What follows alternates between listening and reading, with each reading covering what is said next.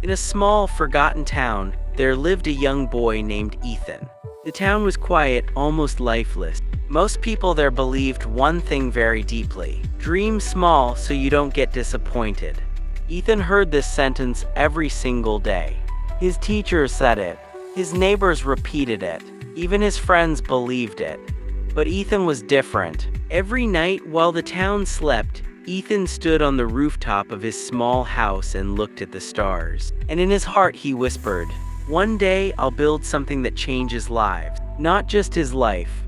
Many lives. The small dream problem. Ethan worked at a tiny repair shop, fixing old radios, broken fans, useless machines. People laughed at him when he talked about his ideas. "You change the world.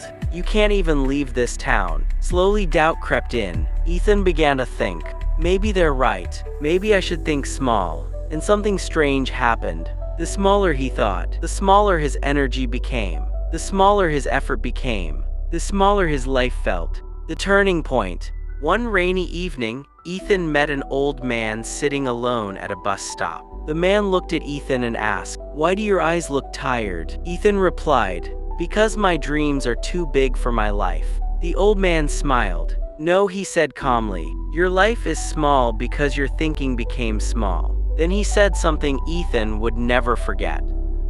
Big thinking doesn't need money. It doesn't need luck. It only needs permission. Permission from yourself. That night, Ethan couldn't sleep. Thinking big changes everything. The next morning, Ethan made a decision. He didn't change his job. He didn't change his town. He changed his thinking. Instead of asking, "Can I do this?" he asked, "How can I do this?" He started learning at night, failing in the morning, trying again the next day.